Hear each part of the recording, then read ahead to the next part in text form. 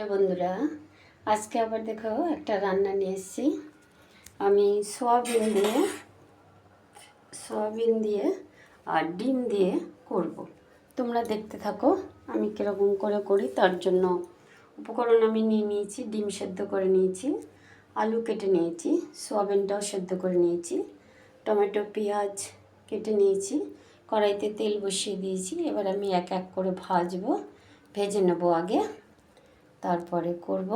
তোমরা দেখতে থাকো। এর মধ্যে আমি হলুদ দিয়ে দেবো, দিয়ে আমি ডিমগুলো ছেড়ে দেবো।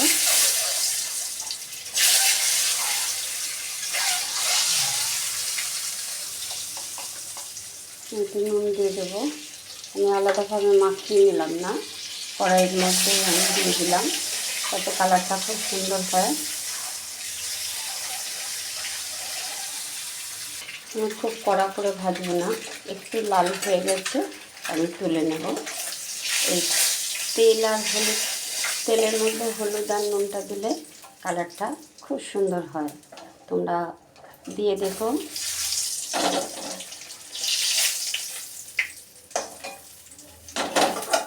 এবার আমি আলুগুলো দিয়ে দেবো এই তেলের মধ্যে, আর এর মধ্যে নুন হলুদ কিছুই দেবো না। আমি এবার আলুটা ভেজে নেব। আমার আলুটা ভাজা হয়ে গেছে, এবার আমি তুলে নেব। সব আলুগুলো তুলে নেব। এবার আমি এই তেলে সয়াবিনগুলো চিপে চিপে রেখেছি। এবার আমি সয়াবিনগুলো দিয়ে দেবো, দিয়ে ভেজে তুলব। আমি সয়াবিনের মধ্যে কিছুই দেবো না, আমি ভেজে তুলব। এভাবে এই তেলটার মধ্যে দিয়ে আমি ভালো করে ভেজে নেবো, একটু তুলে নেব। দেখো সয়াবিনটাও ভাজা হয়ে গেছে। এবার আমি সয়াবিনটাকে ঢেলে নেব। এবার কড়াইতে আমি তেল দিয়ে দেবো। সবই আমার ভাজা আছে, তার জন্য আমি তেল দিয়ে দিলাম এই পরিমাণে। তেলটা গরম হয়ে গেছে, এবার আমি জিরে আর তেজপাতা ফোড়নে দিলাম।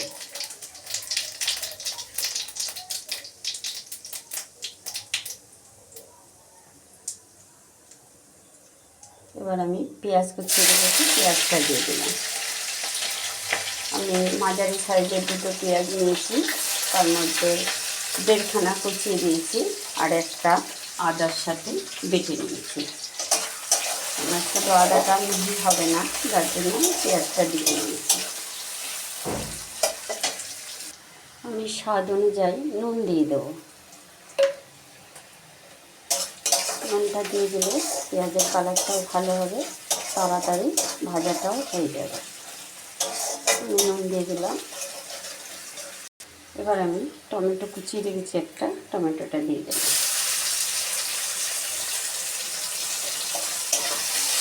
টমেটো দিয়ে এবার যে পেঁয়াজটা আমি বেটে রেখেছি, পেঁয়াজ আর আদা আর একটা টমেটোর মধ্যে দিয়ে সেটা আমি দিয়ে দেবো।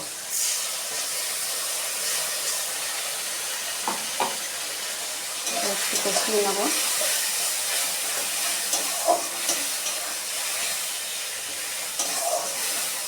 এর মধ্যে দিয়ে দেবো এই 5-6টা মতন রসুন আমি বেটে রেখেছি, রসুনটা দিয়ে দেবো। এবার এর মধ্যে আমি কিছু গুঁড়ো মশলা অ্যাড করব। গুঁড়ো মশলা 1 চামচি হলুদ গুঁড়ো, 1 চামচি জিরে গুঁড়ো, 1 চামচি লঙ্কা গুঁড়ো।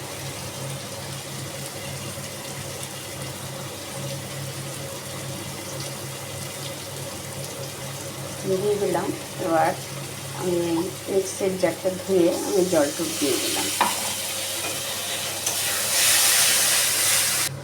এবার মশলাটা দেখো কষানো হয়ে গেছে, তেলও ছেড়ে দিয়েছে। এবার আমি আলু আর সয়াবিনটা দিয়ে দিলাম, দিয়ে আমি এবার ভালো করে কষাবো ওটার সাথে, মশলাটার সাথে। এবং মশলাটা সুন্দরভাবে কষানো হয়ে গেছে সয়াবিন আলুর সাথে, তেলও ছেড়ে দিয়েছে। এবার আমি জল দিয়ে দেবো। আমি এখানে একটু গরম জল করে নিলাম, নিয়ে আমি এবার দিয়ে দেবো। একটু আলুটা সেদ্ধ হবে, এই পরিমাণ আমি জল দিলাম।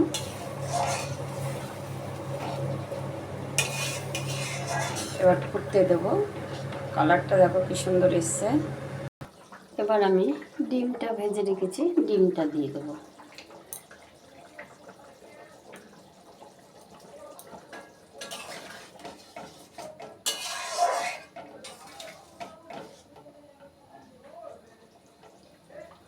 এবার কিছুক্ষণ ফুটবে। আমার ডিম সয়াবিন হয়ে গেছে। এবার আমি একটু গরম মশলা দিয়ে দেবো। গরম মশলা দিয়ে আমি নামিয়ে নেব।